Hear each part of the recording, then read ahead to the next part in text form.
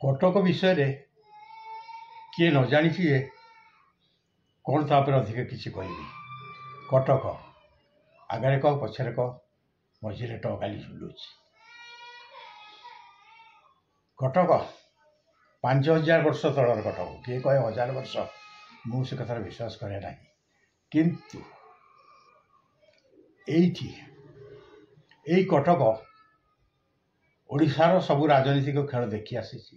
देखुची देख मुझे गोटे छोट कथा लिखी कटक कटक कटक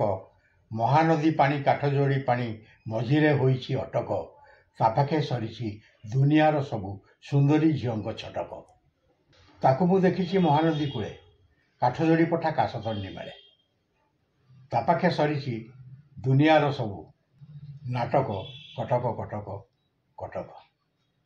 ए कटक मो 14 पुरुषर कटक मो हिसाब रे मो 14 पुरुष तले कौन सी जड़े लोक कटक आसते से कटकर अवस्था कौन था कहीपर किंतु मुझे संग्रह करीटा ही से तलर कटक यही कटक माटी रे मु आज गीतिकार आज जड़े डायलॉग राइटर यही कटकिया ठार सबकि शिखी मो हाथ धरी से शिखई लेखा लेखेबा कटकर निजत्व है जेकोसी लोक एटिक आसे कटकिया कोल नि पचारती तार हिसाब कौन धरतु आपण बादामबाड़ी ओह्लैबे पचारे भाई नकुल साहू बिड़ानासी घर कौटी से लोकटी धड़की कह रुहतु नाटा कौन कहले से कह नकुल साहू बिड़ानासी अच्छा गोटे कम कर फोन टी लगेदेव जनक पाखक कह अरे भाई तुम साइड नकुल साहू घर कौटी कहल से कह अमुक जगार अमुक अमुक अमुक जगह यही कटकिया कटकर भाषा बोली से सब भाषा को निजर करनी धरतु आपण जड़े जाऊँगी रास्त किसी कहबार देवे ता नाटा बन थाऊ कि न थाऊ डाक ओ कंपानी ये आयल आड़ी सी लोकटा हाँ आसो कौन भाई कौड़े जाइल ना जाइन शिकार को अरे कि शिकार ना ना भाई बंशी फड़ाटा टे बंका हो काली जाइल कौन धरतला ना हाँ पड़ता गोटे दीटा छोट भाकुर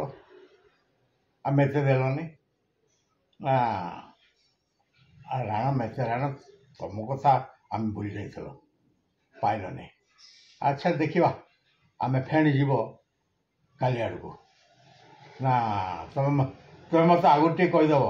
आगुरी कहीदेव आम दुकान बंद करदेव यहाँ हूँ कटकिया शौक राति हेले से बुढ़ा ठार आरंभ कर टोका पर्यंत कौटी ना कौटी खटी करते यहाँ हूँ आमर ट्रेडिशन एमती मजा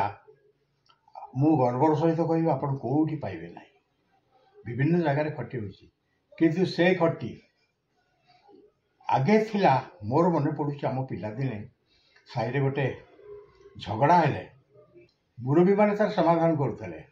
दी पक्ष लोक डकई दौले समाधान होता आ राति अधार साई मुरबी जो बुलिया बाहर थे जदि कौ कनस्टेबल अटकाए से कह रिक्शा बसते गोड़ उठे डाक दियो एसपी को खबर दियो ये हूँ कटकिया स्टाइल कटक विषय जिते कहले सर